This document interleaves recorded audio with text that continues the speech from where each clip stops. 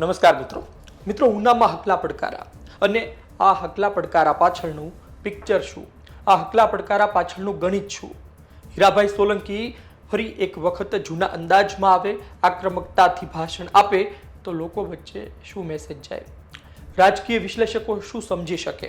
વિસ્તારથી વાત કરું તો રાજુલાના ધારાસભ્ય હીરા સોલંકી પોતાના ભાષણોને લઈ અવારનવાર ચર્ચામાં રહે છે. હમણાં થોડા સમય પહેલા એમણે એવું કહ્યું હતું કે મારીને આવવાનું ને અલગ અલગ શબ્દો તેમણે આપ્યા હતા અને ત્યારબાદ લોકો વચ્ચે, પત્રકારો વચ્ચે એ મોટું ચર્ચાનું કારણ હતું. અને ફરી એક વખત તેઓ બોલ્યા છે. આ વખતે એવું કોઈ મોટું વિવાદિત નિવેદન નથી, પરંતુ તેમની આક્રમકતા, તેમના શબ્દો અને એમની વાત કરવાની સ્ટાઇલ એવું દર્શાવે છે કે હીરાભાઈ સોલંકી ફરી એક વખત આક્રમક થઈ રહ્યા છે. તમે જુઓ કે એમના ભાષણો આપણે સાંભળતા હોઈએ, પરંતુ એક ભાષણ તેવું આવે કે જ્યારે આપણને એવું લાગે કે હીરાભાઈ અથવા તો કોઈ પણ નેતા હોય આ સમયે વધુ આક્રમક જોવા મળી રહ્યા છે. એમની ભાષામાં, એમના શબ્દોમાં વજન એ દર્શાવે કે શું ચાલી રહ્યું છે અથવા તો શું સ્થિતિ છે. હીરાભાઈ સોલંકીએ ભાષણ આપ્યું. એ ભાષણમાં તેમણે એક થવા માટે હાકલ કરી, પરંતુ ગુજરાતમાં એવી તો શું પરિસ્થિતિ છે કે એક થવા માટેની હાકલ કરી? એ વિશે આપણે જાણવું છે. રાજુલા વિધાનસભામાં શું ચાલી રહ્યું છે તેના વિશે આપણે જાણવું છે અને ખરા અર્થમાં લોકો શું વિચારી શકે. પહેલા તમે સાંભળો કે હીરાભાઈ સોલંકી શું બોલ્યા હતા. મગજમાં વાત રાખજો મિત્રો, આપણો સમાજ જયારે આટલો મોટો ભેગો થયો છે, યુવાનો આટલા મોટા ભેગા થયા છે મિત્રો, એક વાત કરીશ, એક વાર જયારે હાકલ પડે ત્યારે એક થવાના પ્રયત્ન કરજો ને હાકલ પડે ને જે વ્યવસ્થા થઈ હોય કદાચ તમારા સુધી એને પહોંચ્યા હશે, નહીં પહોંચ્યા હોય, કોઈક આગેવાનોને કદાચ આમંત્રણ મળ્યું હશે, નહીં મળ્યું હોય, કોઈક યુવાનો સાથે મને વાત થઈ હોય, નહીં થઈ હોય, પણ ખબર પડે કે સમાજ એક થવાનો છે ત્યારે આખો સમાજ એક થવા માટેના પ્રયત્ન કરજો મિત્રો. એ કહેવા માટે અમે તમારા પાસે આવ્યા છીએ. હાકલ પડે એટલે એક થવાનો પ્રયત્ન કરજો.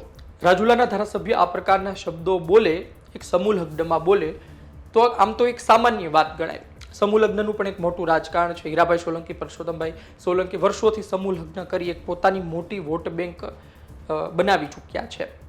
અને અન્ય પણ ઘણા નેતાઓ તમે જોશો કે મોટા મોટા સમૂહ લગ્ન કરે અને ત્યારબાદ તેઓ સામાજિક નેતાની છબી પ્રાપ્ત કરે, મોટા નેતા બને. આમાં પણ કંઈ તેવું છે. એટલે કે ઉના સમૂહ લગ્નમાં તેમણે વાત કરી, તેઓ વર્ષોથી વાત કરે છે. એમાં નવું શું છે? અને પછી આને રાજુલા વિધાનસભા સાથે શા માટે જોડી દેવું જોઈએ, અથવા તો ચૂંટણી સાથે શા માટે જોડી દેવું જોઈએ? હીરાભાઈ સોલંકીની જે આક્રમકતા છે, હીરાભાઈ સોલંકીએ જે પ્રકારે, જે મિજાજમાં પોતાનું ભાષણ આપ્યું એ દર્શાવે છે હીરાભાઈ સોલંકી કોઈ સામાન્ય મૂડમાં નહોતા. હીરાભાઈ સોલંકી કોઈ હળવું ભાષણ નહોતા આપી રહ્યા. હીરાભાઈ સોલંકી ફક્ત હાજરી આપવા નહોતા આવ્યા. તેમના શબ્દોમાં એ તાકાત હતી, એમના શબ્દોમાં એ મેસેજ હતો કે આવનાર દિવસમાં તમારી જરૂર પડશે, તમારી જરૂર પડશે અને તમને જો આદેશ આપવામાં આવે, હાકલ કરવામાં આવે તો પછી એક થજો, તેમાં વહેંચાઈ નહીં જતા.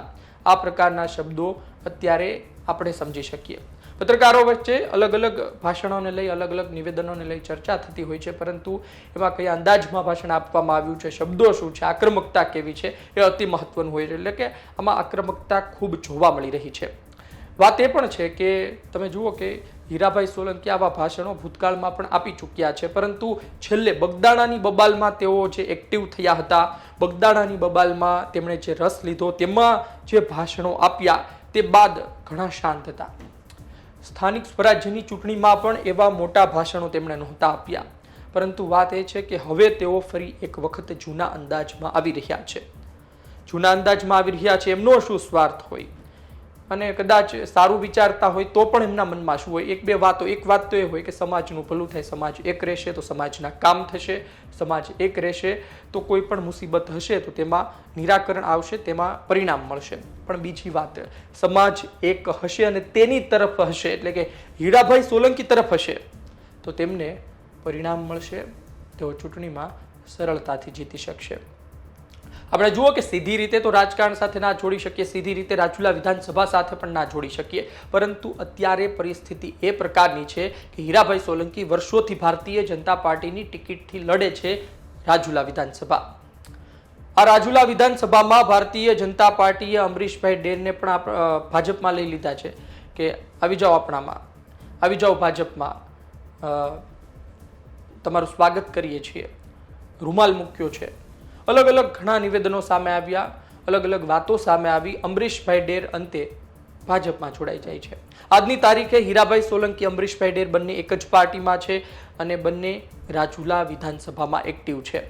આ કારણોસર ચર્ચા કરવી પડે છે ને લાંબા સમયથી એ પણ ચર્ચા છે કે આ વખતે રાજુલા વિધાનસભામાં ભારતીય જનતા પાર્ટી શું કરશે. રાજુલા વિધાનસભામાં શું ભારતીય જનતા પાર્ટી હીરાભાઈની ટિકિટ કાપવાનું સાહસ કરશે? રાજુલા વિધાનસભામાં હીરાભાઈની ટિકિટ નથી કાપવાની તો પછી અમરીશભાઈને લાવ્યા શું કામ? શું અમરીશભાઈ ડેર અન્ય વિધાનસભાથી જીતી શકે છે? તમે જુઓ કે નવી વિધાનસભાઓ બનશે, આ થશે તે થશે, તો થાય ત્યારની વાત. અત્યારે શું પરિસ્થિતિ છે? અત્યારે પરિસ્થિતિ એ છે કે અમરીશ ડેર રાજુલામાં જીતી શકે, પરંતુ હીરાભાઈની ટિકિટ ભાજપે કાપવી પડે. અને હીરાભાઈની ટિકિટ ભારતીય જનતા પાર્ટી કાપે તો પછી ડર એ છે કે અન્ય વિધાનસભામાં, અન્ય વિસ્તારમાં તેની કેટલી અસર પડશે. એટલે કે ભારતીય જનતા પાર્ટી મૂંઝવણમાં છે. ખૂબ ભરતી મેળા કર્યા, અલગ અલગ લોકોને લાવવામાં આવ્યા, મૂળ ભાજપી ને આવેલા ભાજપીઓ વચ્ચે ડખો પણ થયો, પરંતુ હવે એ સમય આવશે 2027માં જ્યારે ભારતીય જનતા પાર્ટી મૂંઝવણમાં મુકાશે. તમે જુઓ કે કોઈ નેતાને તમે લઈને આવો, પછી તમે કદાચ તેમને કોઈ પ્રોમિસ આપ્યું હોય કે ના આપ્યું હોય, પરંતુ એમની તો અપેક્ષા હોય અને તેઓ વિચારતા પણ હોય કે ભારતીય જનતા પાર્ટી આજે નહીં તો કાલે તેમને જે તે વિસ્તારમાં તક આપશે. એટલે કે આવનાર દિવસને લઈને તો ખબર પડશે શું થશે, પરંતુ હીરાભાઈના શબ્દોમાં એ તાકાત હતી, એ જુસ્સો હતો કે હીરાભાઈ આવનાર દિવસને લઈ તૈયારી કરી રહ્યા છે. પૂર આવે એ પહેલા પાળ બાંધી રહ્યા છે.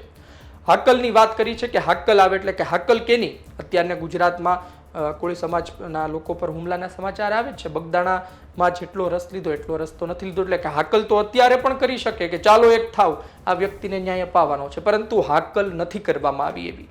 એનો મતલબ એ છે કે આવનાર દિવસમાં કોઈ મોટી ઘટના, કોઈ મોટા કાર્યક્રમ, ઇવેન્ટને લઈ હાકલની રાહ જોવામાં આવી રહી છે. એ દિવસ આવે, એ સમય આવે કે જ્યારે ખરા અર્થમાં હાકલ કરવી પડે અને ત્યારબાદ જોઈએ કેટલા લોકો એક થાય છે. અને એ દિવસ 2027ની વિધાનસભા ચૂંટણી હોઈ શકે છે. એક તરફ પરસોત્તમભાઈ સોલંકીની પણ ઉંમર થઈ ચૂકી છે. હવે તેઓ આવનાર દિવસમાં ચૂંટણી લડે ન લડે એ નક્કી નથી. અને તેમણે નીમુબેન બાંભણિયાને પણ ભાવનગરમાં ઘણું કહી દીધું હતું. એમના દીકરાના જન્મદિવસ પર તેઓ હાજર નહોતા રહ્યા, એ માટે મહુવાના ધારાસભ્ય શિવાભાઈ એક સીમા ઓળંગીને ઘણું કહી દીધું અને આ બધું કહેવા માટે તેઓ જાણીતા છે. એટલે કે વાત એ છે કે આ બધી પરિસ્થિતિ પછી ભારતીય જનતા પાર્ટી ભાવનગરમાં શું કરશે? દિગ્ગજ નેતાઓ છે, પાર્ટીની મજબૂરી છે કે મજબૂતી છે, તો આવનાર દિવસમાં ખબર પડશે. કારણ કે એક હદથી પણ વધુ નેતાઓ મજબૂત થાય પછી પાર્ટી એને દૂર કરવા હોય તો પણ ના કરી શકે. કારણ કે એમની પાસે જન સમર્થન છે, એમની પાસે પબ્લિકનો પાવર છે, એમની પાસે એટલું મોટું પીઠબળ છે કે કદાચ તમે વિચારો કે હાલો અમને કાઢી નાખીએ, બહુ નડે છે, બહુ બોલે છે, પણ પછી તમારે પડઘા પણ જોવા પડે, એના પરિણામ પણ જોવા મળે. એટલે જોઈએ આવનાર દિવસમાં શું થાય છે. પરંતુ સ્થિતિ એ છે કે રાજુલા વિધાનસભામાં બધું બરોબર નથી. બીજી તરફ અમરીશભાઈ ડેર એ ખૂબ જ સારું કામ કરી રહ્યા છે. મફત સારવાર, નાનામાં નાની બીમારીથી લઈ મોટામાં મોટી બીમારી સુધી ત્યાં તમને મફત સારવાર મળશે. એક આખું ટ્રસ્ટ શરૂ કરવામાં આવ્યું છે. 10 વીઘા જેટલી જમીન માયાભાઈ આહિરે દાનમાં આપી દીધી છે અને આખું રામકૃષ્ણ આરોગ્ય સેવા ટ્રસ્ટ છે. અને વાત એ છે કે એ હોસ્પિટલ શરૂ થયા પછી પણ એમની છબી એ વિસ્તારમાં મજબૂત થશે, સ્ટ્રોંગ થશે. ત્યારબાદ ભારતીય જનતા પાર્ટીને અથવા તો અમરીશ ડેરના સમર્થકોને વધુ એક કારણ મળી જશે કે શા માટે તેમને ટિકિટ આપવી જોઈએ. અને અન્ય લોકો ત્યાં જે સારવાર કરાવવા જતા હોય, ત્યાં એમને મદદ મળી હોય, એનાથી એમના પૈસા બચ્યા હોય, ગરીબ હોય તો ખરા અર્થમાં જે સારવાર એમની થઈ ના શકે તેવી હોય અને તે થઈ ગઈ હોય તો એ પણ એ બાબતે પોતાનો મત આપે. એટલે પરિસ્થિતિ રાજુલામાં આ પ્રકારની છે. અને એમના જે શબ્દો હતા હીરાભાઈને, એમના જે આક્રમકતા હતી, ત્યારબાદ લાગ્યું કે એ વિશે વાત કરવી જરૂરી છે. સ્થાનિક સ્વરાજ્યની ચૂંટણીમાં શાંત રહ્યા, બગદાણા બબાલમાં ખૂબ એક્ટિવ રહ્યા. એ પછી પણ તેમણે ઘણી પોકેટ બેઠકો કરી, 5-5, 10-10 લોકો સાથે તેમણે બેઠકો કરી, પણ એવા ભાષણો નહીં. છેલ્લે મહુવામાં પરસોત્તમભાઈ સોલંકીએ ભાષણ આપ્યું ત્યારે હીરાભાઈની થોડી આક્રમકતા જોવા મળી હતી, પરંતુ આ આક્રમકતા એટલે કે રાહ જુઓ, હાકલની રાહ જુઓ, હાકલ કરવામાં આવશે. આપણે પણ જોઈએ કે હાકલ ક્યારે કરવામાં આવે છે અને એકતા જોવા મળે છે કે નહીં. આપનો અભિપ્રાય લખજો. આપ શું વિચારો છો? એક વાત એ પણ લખજો કે નેતાઓ, કોઈ પણ નેતા હોય એ મોટી મોટી વાતો કરતા હોય છે, અલગ અલગ નિવેદનો આપતા હોય છે, પરંતુ શું આ નિવેદનોથી, આ બધી વાતોથી સમાજમાં પરિવર્તન આવતું હોય છે? સમાજનો છેવાડાનો વ્યક્તિ, જે તે સમાજનો છેવાડાનો વ્યક્તિ શું આર્થિક રીતે સંપન્ન થઈ રહ્યો છે? સમાજમાં રહેલા વ્યસનો ધારાસભ્યોના હાથમાં હોય છે. દેશી દારૂની હટડીઓ ચાલતી હોય, યુવાનો મરી રહ્યા હોય, બહેનો વિધવા થતી હોય, તો એ ધારાસભ્યના હાથમાં છે.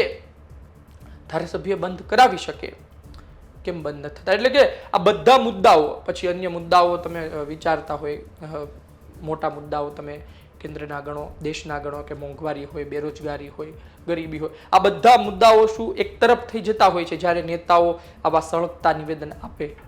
આપનો અભિપ્રાય લખજો. આપ શું વિચારો છો? અને શરમ કેટલી ભરતા હોય છે લોકો?